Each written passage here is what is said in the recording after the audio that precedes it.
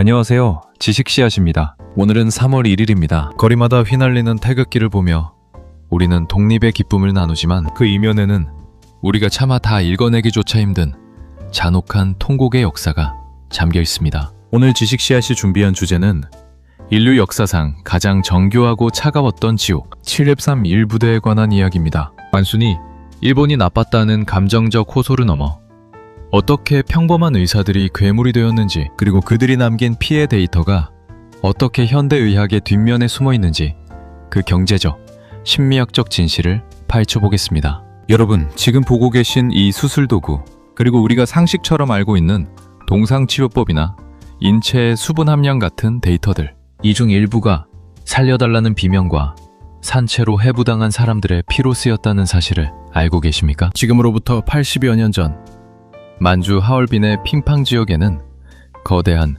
공장이 하나 있었습니다. 하지만 그곳에서 생산된 것은 물건이 아니라 죽음이었습니다. 일본군 비밀부대, 이름조차 무미건조한 관동군 방역급수부, 우리에게는 731 부대로 알려진 곳입니다. 그들은 사람을 사람이 아닌 통나무, 즉 마루타라고 불렀습니다. 왜 그들은 굳이 그런 단어를 선택했을까요? 여기에는 인간의 죄책감을 마비시키는 아주 정교한 심리학적 장치가 숨어 있습니다. 오늘 지식씨앗에서는 731 부대의 수장 이시시로가 설계한 지옥의 메커니즘과 전쟁이 끝난 후 그 악마들이 어떻게 처벌을 피하고 현대사회의 기득권으로 살아남았는지 그 추악한 거래의 전말을 공개합니다. 오늘 영상은 많이 불편하실 수 있습니다. 하지만 기억하지 않는 역사는 반드시 되풀이됩니다. 지금 시작합니다. 샵 31 부대를 이해하기 위해 가장 먼저 주목해야 할 단어는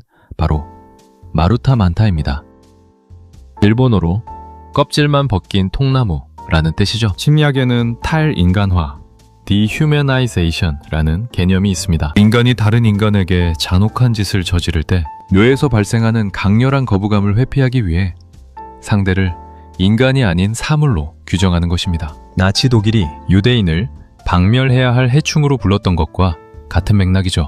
첩 31 부대의 의사들은 엘리트 중에 엘리트였습니다. 도쿄 제국대학 출신의 수재들이었죠. 그들이 산 사람의 배를 가르고 진공 챔버에 넣어 눈알이 튀어나오는 과정을 지켜보면서도 미치지 않았던 이유는 자신의 앞에 있는 존재를 사람이 아닌 실험용 목재 마루타로 뇌에 각인시켰기 때문입니다. 이시시로는 부대원들에게 철저히 주입했습니다. 너희는 지금 살인을 하는 것이 아니다. 국가의 승리를 위해 재료를 가공하는 것이다. 이 섬뜩한 심리 기제가 가동되는 순간 의술 이주는 사륙의 기술로 변질되었습니다. 131 부대에서 자행된 실험들은 인간의 상상을 초월합니다. 그들은 세균전이라는 목적을 달성하기 위해 가장 효율적인 살상 방법을 연구했습니다. 생체 해부, vivisection.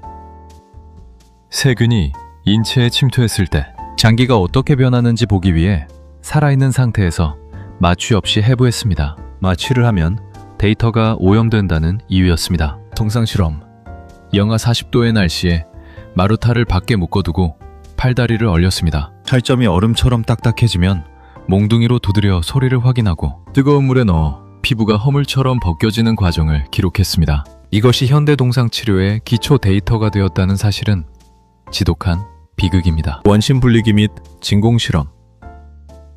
인체의 수분 함량을 측정하기 위해 살아있는 사람을 거대한 원심 분리기에 넣고 돌려 수분을 짜내거나 진공 상태에서 내장이 파열되는 시간을 쟀습니다. 세균 폭탄.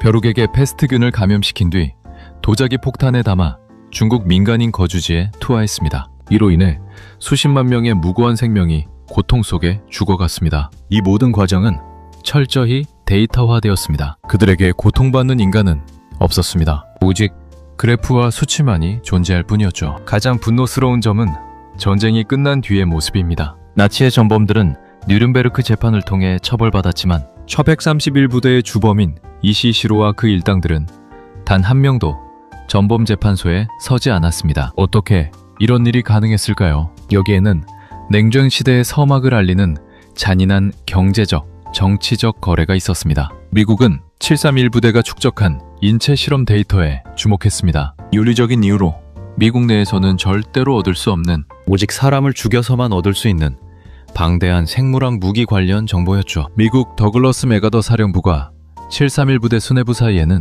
비밀 협상이 맺어집니다. 모든 실험 데이터를 넘겨주는 대가로 731 부대원 전원에게 전범 재판 면제권을 부여한다. 정의는 실리 앞에 무너졌습니다. 이시시로는 1959년 암으로 죽을 때까지 부귀 영화를 누렸고, 부대원들은 일본의 제약회사, 대학 교수, 심지어 후생성 보건복지부의 고위 관직을 꿰찼습니다. 우리가 잘 아는 일본의 유명 제약회사 미도리 주진옥십자의 창업주도 바로 731부대 출신입니다. 그들은 피해 데이터를 팔아 생명을 연장받은 것입니다. 슬픈 질문을 하나 던져보겠습니다. 만약 731부대의 실험 데이터가 현재 누군가의 생명을 살리고 있다면 우리는 그 데이터를 사용해야 할까요? 실제로 현대의학의 일부 지식은 이들의 실험 결과에 빚을 지고 있습니다. 저체온증 치료, 탈수 증상에 대한 대응, 특정 세균에 대한 백신 연구 등. 하지만 의학계에서는 이 데이터를 사용하는 것에 대해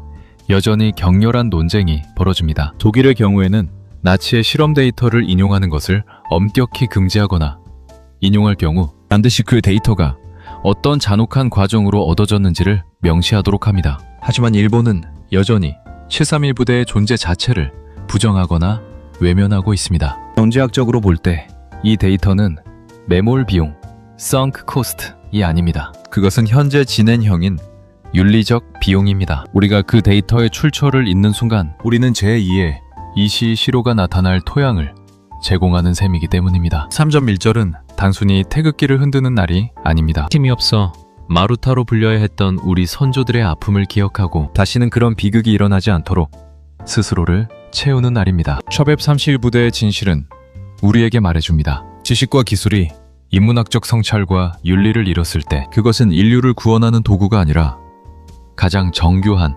살인병기가 된다는 것을요. 그들은 기록을 소각하고 증거를 인멸했습니다. 하지만 살아남은 생존자들의 증언과 양심을, 가책을 느낀 일부 부대원들의 고백이 여전히 우리 귓가에 맴돌고 있습니다. 그 목소리를 듣는 것, 그것이 오늘날 우리가 가져야 할 가장 강력한 국력입니다. 오늘 731 부대에 관한 이야기 정말 무겁고 힘드셨을 겁니다. 제작하는 저조차도 몇 번이나 펜을 멈춰야 했습니다. 여기서 여러분께 아주 어려운 질문을 하나 던지겠습니다. 만약 여러분이 당시 미국의 결정권자였다면 수천 명의 희생자로 얻은 인류를 구할지도 모르는 데이터와 전범, 처단 사이에서 어떤 선택을 하셨을 것 같나요? 진리일까요? 아니면 정의일까요? 여러분의 생각을 댓글로 남겨주세요. 비난보다는 치열한 토론이 이 희생자들을 기리는 더 나은 방법일 것입니다. 이 진실의 여정에 계속 함께하고 싶으시다면 지금 바로 구독과 좋아요, 알림 설정 부탁드립니다. 여러분의 클릭 한 번이 잊혀가는 역사를 지키는 소중한 씨앗이 됩니다. 지식은 나눌수록 강해지고 역사는 기억할수록 단단해집니다. 지금까지 지식 씨앗이었습니다. 감사합니다.